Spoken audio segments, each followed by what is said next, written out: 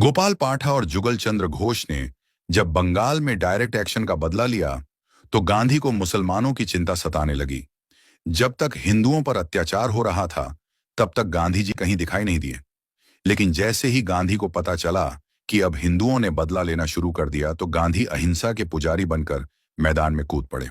गांधी ने शांति और अहिंसा का संदेश देते हुए गोपाल पाठा से अपने हथियार डालने और हिंसा का रास्ता छोड़ने को कहा था। गांधी जी का मानना था कि आत्मसमर्पण और क्षमा से ही दंगों को रोका जा सकता है।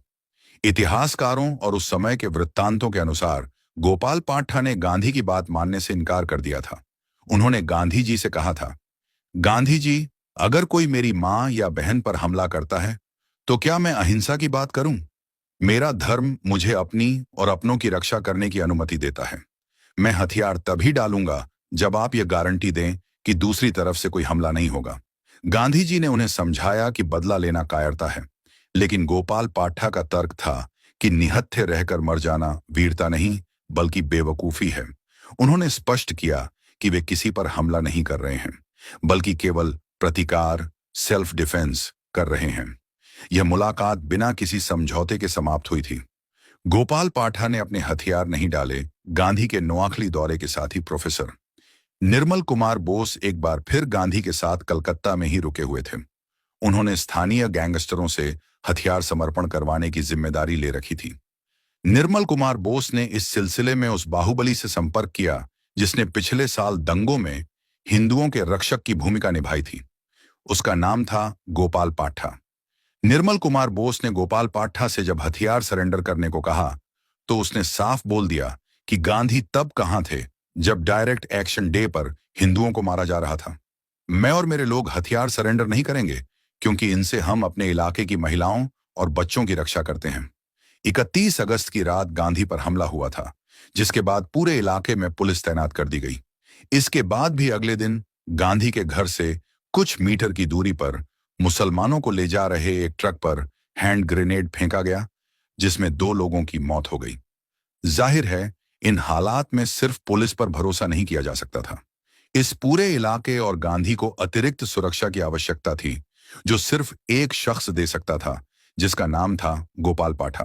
निर्मल कुमार बोस ने उसे मिलने बुलाया तो गोपाल ने साफ साफ कह दिया कि पहले आपको गांधी के कैंप के आसपास से पुलिस और सेना को हटना होगा। सिर्फ मेरे लड़के हथियारों के साथ यहाँ की सुरक्षा करेंगे और गांधी जी को इसके लिए लिखित में अनुमति देनी होगी। बाद में जाकर गोपाल पाठा ने एक इंटरव्यू में यह दावा किया था कि गांधी ने इसके लिए एक कागज पर हमें लिखित में अनुमति दी थी।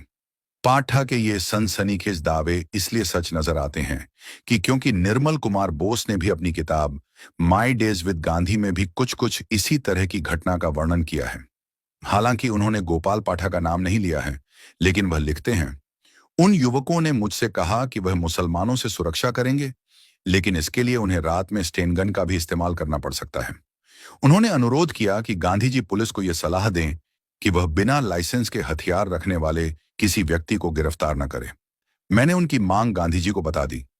इस पर गांधी जी ने बेहद चौंकाने वाला उत्तर देते हुए कहा कि वह उन युवाओं के साथ हैं। इसका मतलब है कि अहिंसा के पुजारी गांधी को अपने कैंप और इलाके की सुरक्षा के लिए लिखित अनुमति देकर गोपाल पाठा की मदद लेनी पड़ी, वह भी हथियारों के साथ। मतलब अपनी सुरक्षा के लिए गांधी को अहिंसा याद नहीं आती थी। दोस्तों, ये बातें आपको तभी पता चलेंगी जब आप असली इतिहास को पढ़ेंगे, क्योंकि वामपंथी दलालों ने पूरे इतिहास में ही झोल कर दिया है।